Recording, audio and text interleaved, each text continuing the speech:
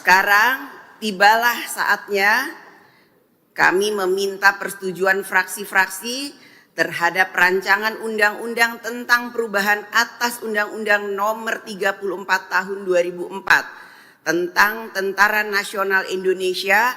Apakah dapat disetujui untuk disahkan menjadi undang-undang?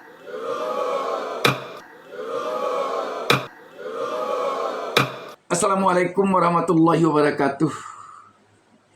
Kita kembali berjumpa di channel YouTube Bustami Narda Official. Selamat atas kembalinya Indonesia ke pangkuan Orde Baru. Sahabat BN, hari ini Kamis 20 Maret 2025 telah tercatat dalam sejarah negara kita Republik Indonesia bahwa pada hari yang mulia ini di bulan Ramadan tahun 1446 Hijriah, wakil kita di DPR RI telah mengesahkan Undang-Undang TNI yang baru, yakni Undang-Undang Nomor 34 Tahun 2024 tentang TNI. Undang-undang ini berisikan revisi dari Undang-Undang TNI yang lama. Kita tahu sahabat BN, semenjak beberapa waktu terakhir ini terhadap rancangan revisi Undang-Undang TNI ini, pro kontra telah tampak di tengah-tengah masyarakat di Republik ini. Berbagai kalangan masyarakat, mulai dari para pakar, aktivis, para mahasiswa melakukan penolakan terhadap revisi Undang-Undang TNI ini. Hentikan prosesnya! Kami menolak adanya pembahasan di dalam. Kami menolak adanya dui fungsi ABRI, teman-teman. Bapak Ibu yang terhormat, yang katanya ingin dihormati tapi justru menyakiti rakyat, hentikan! Kami meminta agar dihentikan karena prosesnya dilakukan secara diam-diam dan tertutup.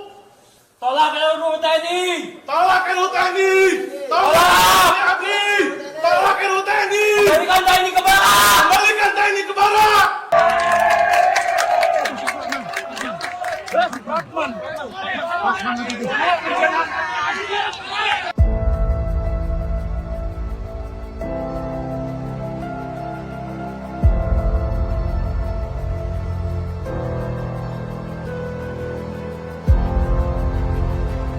Menjelang pengesahan revisi Undang-Undang TNI, puluhan truk dan bus TNI Polri masuk ke dalam kompleks DPR RI di Jalan Gelora Senayan, Jakarta sejak Kamis dini hari.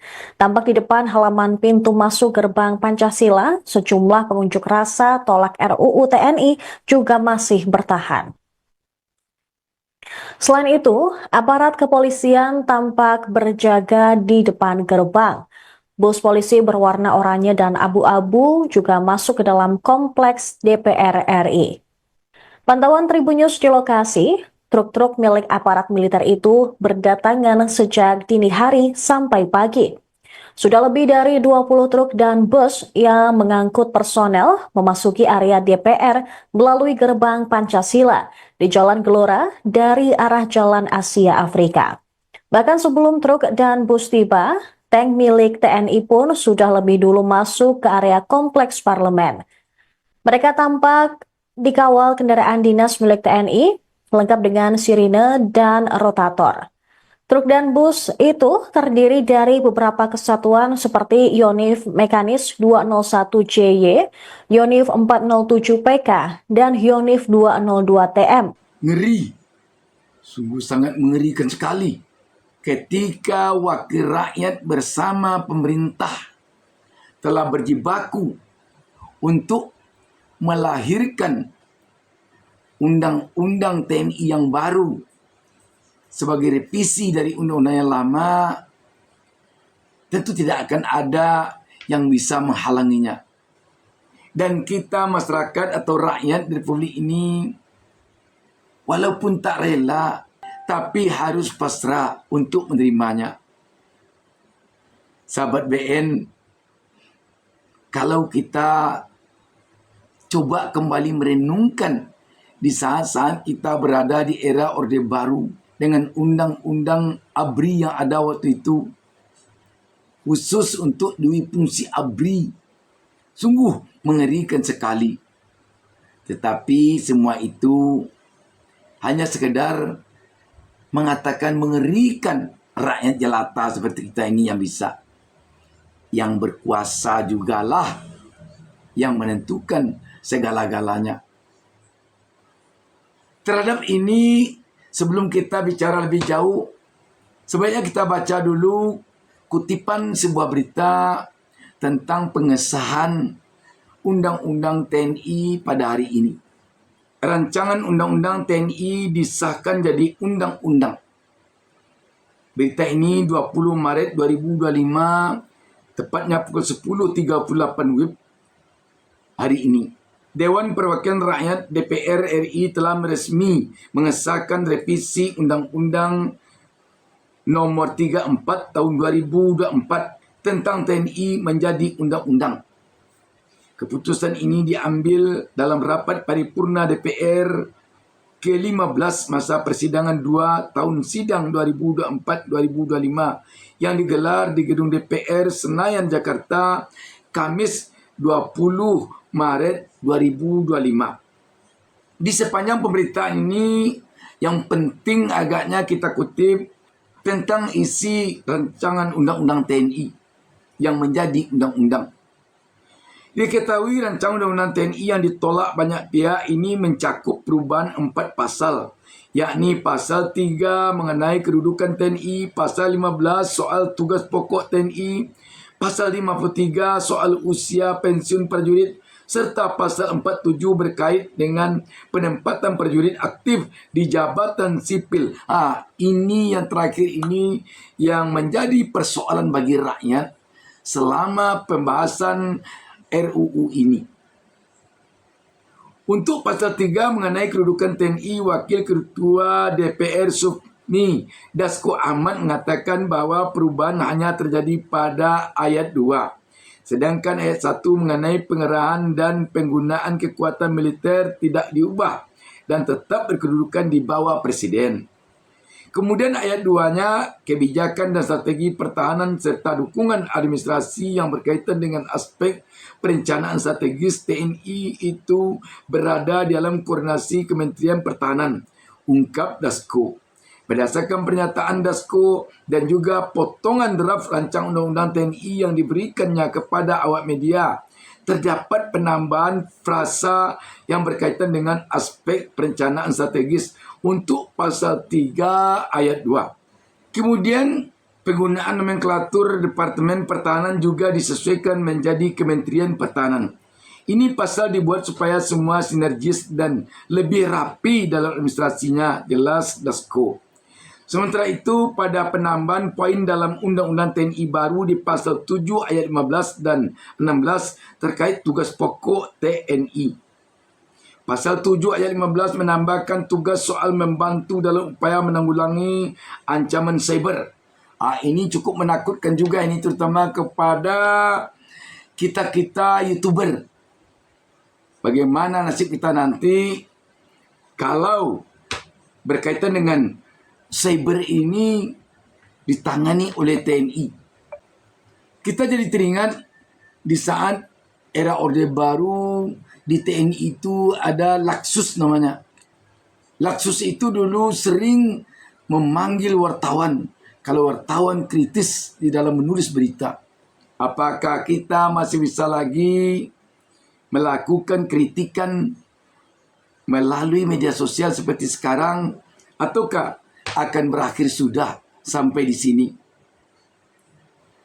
Ayat selanjutnya terkait tugas membantu dalam melindungi dan menyelamatkan warga negara serta kepentingan nasional di luar negeri. Sedangkan untuk pasal 47 rancangan undang-undang TNI, jumlah kementerian lembaga yang bisa diisi prajurit aktif mencapai 14 instansi. Pada saat ini sebelum direvisi ada 10. Kemudian ada penambahan kerana di masing-masing institusi di undang-undangnya dicantumkan sehingga kita masukkan ke dalam revisi Undang-Undang TNI, kata Dasko. 4 lembaga tambahan itu adalah Badan Keamanan Laut, Badan Nasional Penanggulangan Bencana, Badan Nasional Penanggulangan Terorisme, dan Kejaksaan Agung.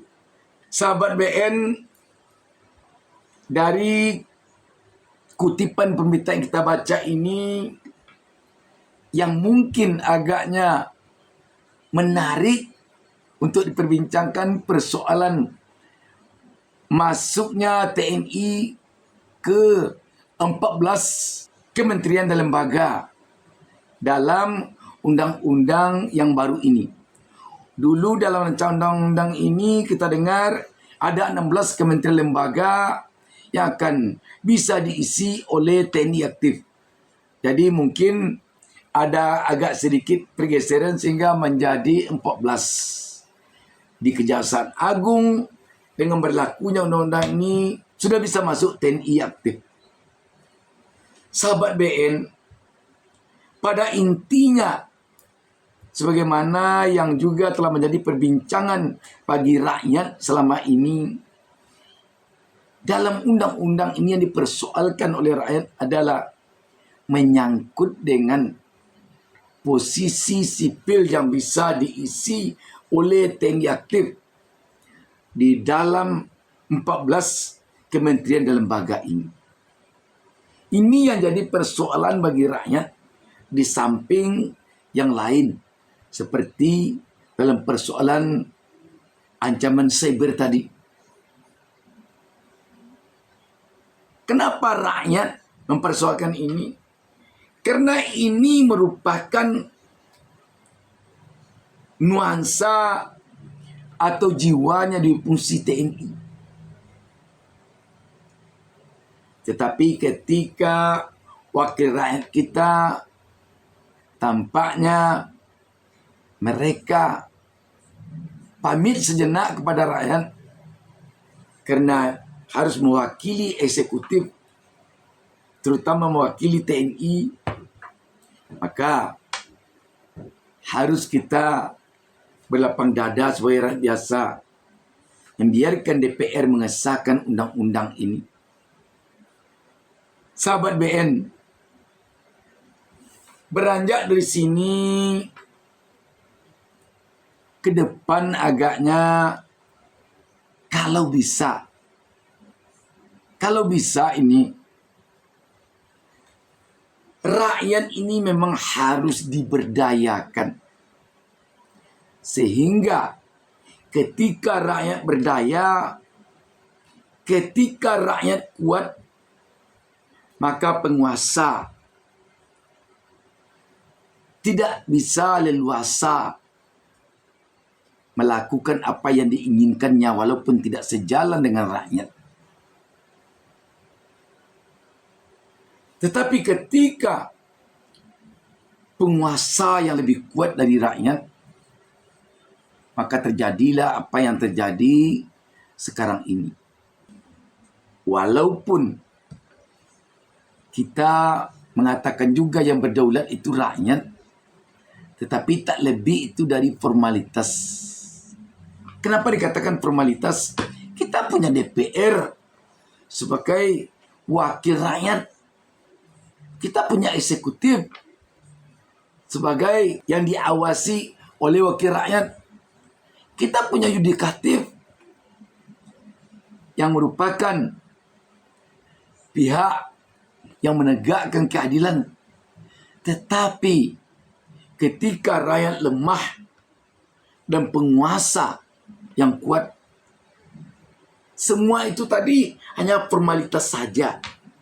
Yang tidak formalitasnya satu, eksekutif atau penguasa.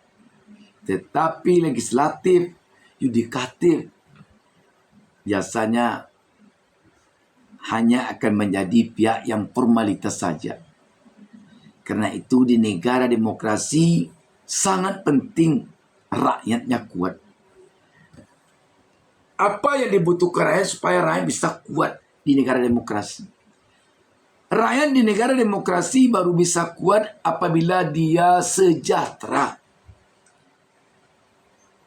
Apa yang dibutuhkan untuk bisa rakyat sejahtera di negara demokrasi? Ekonomi negara itu harus baik. Bagaimana dengan negara kita? Walaupun penguasa kita selalu mengatakan ekonomi kita baik-baik saja, ekonomi kita telah pulih, ekonomi kita telah kuat. Tetapi dalam kenyataannya ekonomi kita dengan segala permohonan maaf kita katakan sungguh-sungguh terpuruk. Coba lihat sekarang bagaimana kondisi IHSG kita di bursa efek. Anjlok sampai 7,11%. Coba lihat sekarang daya beli rakyat kita. Coba lihat sekarang kondisi APBN kita. Baru 3 bulan tahun berjalan 2025. APBN kita telah tekor 31,2 triliun. APBN kita telah defisit. Bisa juga kita mengatakan ekonomi kita baik, ekonomi kita baik, ekonomi kita baik. Apalagi kalau kita kaitkan dengan kondisi tenaga kerja kita yang diancam oleh PHK puluhan ribu. Baru-baru ini. Lapangan kerja tidak tampak sama sekali. Sahabat BN, melihat daya beli rakyat sekarang ini yang begitu lemah, maka kesejahteraan rakyat sungguh-sungguh berada di titik nadir. Dan kalau begini rakyat miskinnya di negara demokrasi, maka tidak dapat dielakkan bahwa penguasa lah yang akan kuat. Kenapa dikatakan penguasa kuat? Karena penguasa akan bisa menentukan keinginannya, memperoleh suara rakyat berapa saja yang diinginkannya ketika terjadi pesta demokrasi. Apakah pilkada, apakah pemilu legislatif, apakah pilpres, dan termasuk di dalam menentukan undang-undang yang bagaimana yang diinginkan oleh penguasa akan dituruti oleh wakil rakyat, karena rakyat yang diwakili oleh wakil rakyat itu tidak sejahtera atau miskin atau lemah, jauh kekuatannya berada di bawah kekuatan penguasa. Kecurangan dalam bentuk apapun dan seterang benderang apapun yang dilakukan oleh penguasa untuk memenangkannya dalam pesta demokrasi tidak akan ada hambatan sama sekali. Karena rakyat tidak berdaya. Saya tidak mau dipimpin oleh presiden dan wakil presiden yang curang. Apalagi presiden yang terlibat atau wakil presiden yang kemudian menjadi persoalan yang terus-menerus kita perdebatkan. Karena memang KPU dan kita semua, seperti kata Bung Rocky, melanggar satu undang-undang yang kita lupa, yaitu undang-undang tentang perlindungan anak. Ketika berlangsung pilpres, rakyat yang lemah, rakyat yang miskin bisa hanya dibeli suaranya dengan 3 tekong beras bansos, 50.000 amplop, bisa dibeli dengan itu saja. Oh, kita marah kepada rakyat. Kenapa mau menjual suara 3 tekong beras, 10 tekong beras? Kenapa mau menjual suara 50.000? Mengapa mereka tidak akan mau? Karena uang 50.000 itu, beras 10 tekong itu sangat besar artinya bagi mereka, karena mereka tidak ada untuk mengasap dapurnya. Kalau tidak mereka ambil uang yang 50.000 itu untuk membeli lauk pauk. Kalau tidak mereka ambil beras yang 10 tekong atau 3 tekong itu untuk makan anak istrinya. Makanya bagi penguasa yang ingin berkuasa terus, sebaiknya memang harus diciptakan rakyat yang lemah. Harus dirontokkan ekonomi kalau ingin berkuasa terus. Sahabat BN, Sekarang apalagi yang ingin kita katakan kalau kita telah kembali ke era Orde Baru? Apalagi yang kita katakan? Pada Pilpres 2029 nanti, pada pemilu 2029 nanti, pada pilkada serentak 2029 atau 2030 nanti, apa yang diinginkan oleh penguasa akan bisa terjadi semau-maunya. Akan bisa. Kenapa? Karena rakyat lemah. Sahabat BN,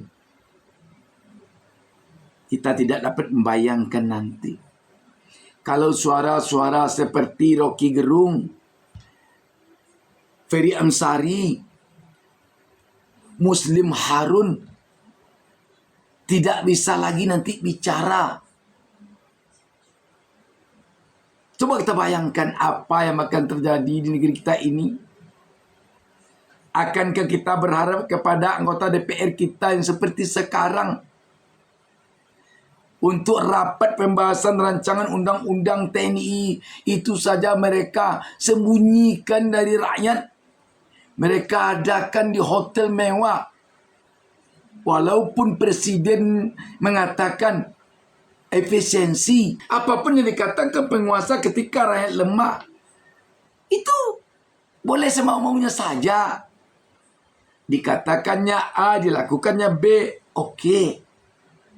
Dikatakannya A, dilakukannya C, iya. Rakyat lemah. Sahabat BN, sekali lagi, selamat atas kembalinya Republik Indonesia ke era Orde Baru.